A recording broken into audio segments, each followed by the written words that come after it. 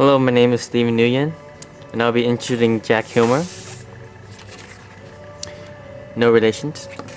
I'll be introducing one of his greatest achievements, which is known through a lot of magazines as Life magazine, is the Lugden House.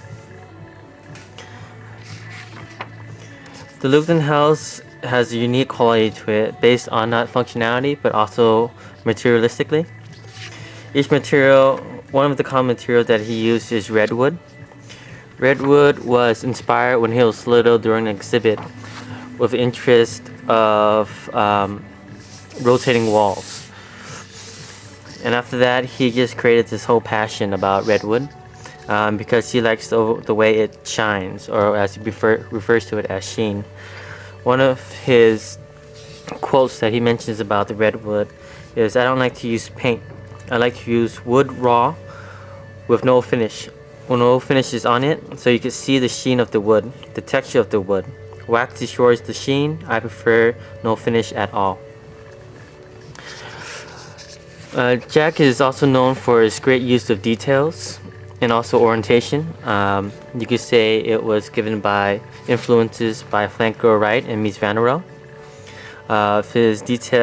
His sense of detail. Let's see. The Lugden House was erected in 1949 on the San Francisco Bay shoreline in Belvedere Islands.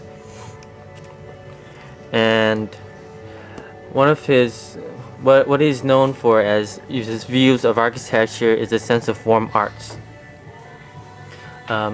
His peers commends the Lugden House as a perfectionist style and his personal interest of redwood, formed by a hex masterpiece of ravishing cantilevers and different texture treatments. For the first image I would like to show is his fireplace. This fireplace has a unique style because it carries out also as an internal and an external feature.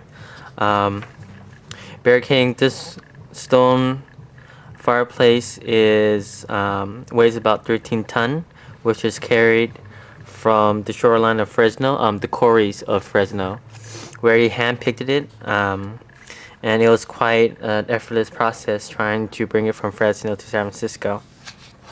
The process that was erected was by drilling down with vertical drills and sticking wooden wedges and soaking it with water, so as it expands, it splits the stone, the granite stone, into two. The fireplace itself is configured into an L shape, as you can see, and the formation also supports the ceiling, as well as it is integrated into the floor plan, which I'll discuss later about its foundations.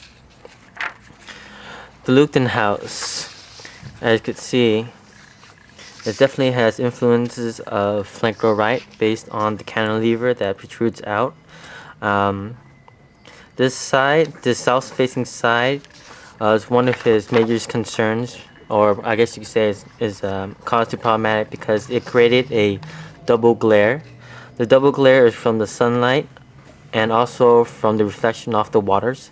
Therefore, by creating this extended cantilever, that it minimizes the light and allows the guests or the viewers to be seated at a particular angle so that they won't get a lot of reflection. Here's another image that shows how much the cantilever's out.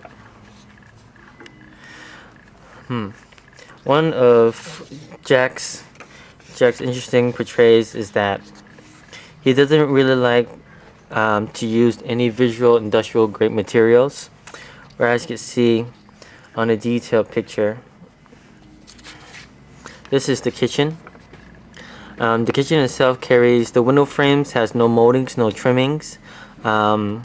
He prefers to create this joinery, which you could refer to his architecture style, has a lot of Japanese joinery influences, where you don't see steel beams or bolts or pipes. The only industrial we'll mostly use is part in the bathroom or the kitchen, where the countertop is stainless steel and the oven and the stoves. In many of Jack's architecture styles or his designs, even though he designed about a dozen different architecture buildings, however, only 3 was produced. Within the 3, one of his main focus was the fireplace. Because of the fireplace and the locality of it, based on the client's needs, he only permitted that the granite stone will only be flushed or touched only by glass and not wood, because of a fireplace. When it gets heated to certain temperatures, the redwood itself will start to expand, bend, and you could say warp or mold. So that's one of his pet peeves that he definitely was well aware of. Another orientation that he did within the kitchen was his kitchen sink, which he handcrafted, creating the bowl effect. Bowl itself was also censored so that the knobs was placed onto a concrete slab, and the stones was handpicked from the shorelines when he went down to the beach. The stone itself was also placed only on visible roof lines to create a more textural feel of bringing and capturing nature with architecture.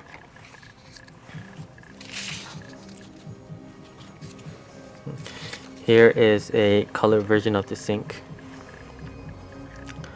For each piece of wood that he used, which he was really particular about, is how each piece of wood was laid out, the grains that was used, the directionality of the grains itself, and how it was laid out. During the construction, Hillmer did not allow any of the construction workers to touch any piece of his granite or his redwood, because he wanted to handpick each piece and lay them out due to the redwood's directionality. So by doing so, by directing each piece of lumber, each piece of redwood during the construction, create the process of erecting the Lugden house quite a while to finish.